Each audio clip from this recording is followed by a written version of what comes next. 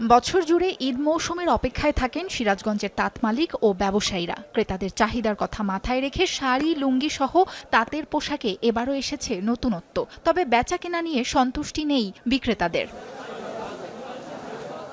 ড্রিঙ্কও এখন Real fruit pulp ও নাটে jelly সহ নতুন প্যাকে নতুন স্বাদে। ব্যবসায়ীরা জানান, আগে জেলার তাঁত বাজারে দেশি বিদেশি পাইকারদের আনাগোনা ছিল চোখে পড়ার মতো। তবে এখন ট্রানজিট সুবিধা না থাকায় আসতে পারছেন না বিদেশি পাইকাররা, যার প্রভাব পড়েছে বেচাকেনায়। লোকসানের আশঙ্কায় তাঁত শিল্পের সাথে জড়িতরা। বর্তমান ইন্ডিয়ার ব্যাপারে না থাকার কারণে বেচাকেনা খুবই খারাপ। সম্মুখে যে ঈদের একটা উৎসব, ওরকম উৎসবটাও মনে হচ্ছে না। আজকে কিনে নিয়ে ইন্ডিয়াতে হয়তো কালকে চলে যেত, আমাদের মালামালগুলো খুব দ্রুত পৌঁছত, বেচাকেনা ভালো হইতো, কিন্তু সেটা তো আমরা পাইতেছি না। পাশাপাশি ইন্ডিয়া থেকে যে মালগুলো আসে আমাদের দেশে, সেগুলো যদি বন্ধ করা যেত তাহলে আমাদের তাঁত শিল্পটা আবার সেই পুরাতন ঐতিহ্য। ট্রানজিট সুবিধা থাকাকালীন ভারত সহ বিভিন্ন দেশের ব্যবসায়ীরা আসতেন তাঁত বাজারে। পণ্য বোঝাই ট্রাক ভারতে পারাপার হতো বেনাপোল স্থলবন্দর থেকে, সেখান থেকে রপ্তানি হতো অন্যান্য দেশেও। তবে 2024-এর 5 আগস্টের পর থেকে ট্রানজিট সুবিধা বন্ধ হয়ে যায়। এখন চট্টগ্রাম বন্দর থেকে জাহাজে করে মালামাল নিতে পড়তে হয় ভোগান্তিতে। সময় লাগে প্রায় 1.5 থেকে 2 মাস। ফলে ব্যবসায়ীরা মুখ ফিরিয়ে নিয়েছে দেশে তৈরি তাঁত কাপড়ের বাজার থেকে।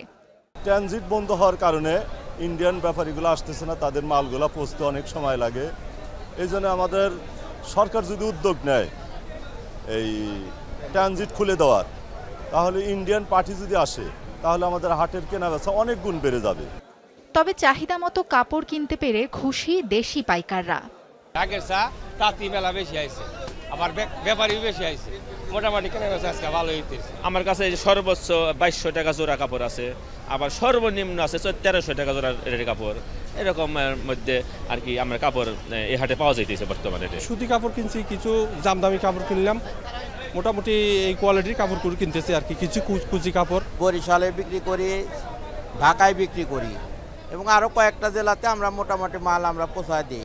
গ্রামীণ অর্থনীতি সচল রাখতে তাঁত শিল্পের জন্য সরকারের নজরদারি চান চেম্বার অব কমার্সের সভাপতি। আর ট্রানজিটের বিষয়ে ঊর্ধ্বতন কর্মকর্তাদের কাছে সুপারিশ করার আশ্বাস দিয়েছে প্রশাসন। এই ঈদের মধ্যে যাতে তাঁতিরা নির্বিঘ্নে কাজ করতে পারে, হাট করতে পারে, কোনো হয়রানির যাতে শিকার না হয়, এটা আমাদের নজরদারি থাকবে। অব্যবস্থাপনাটা আসলে যেহেতু অনেক আগে থেকে চলে আসছে, আমরা চেষ্টা করছি, আশা করছি আমাদের অব্যবস্থাপনা যতটুকু আছে সেটা কাটিয়ে উঠে আমরা সুন্দর একটা পরিবেশ তৈরি করতে পারবো ব্যবসায়ীদের জন্য। ট্রানজিটের নামে আগ্রাসনকে রুখতে না পারলে দেশীয় এ শিল্প ধ্বংসের মুখে পড়বে মনে করেন সংশ্লিষ্টরা। সাবরিনা লিজা, যমুনা নিউজ।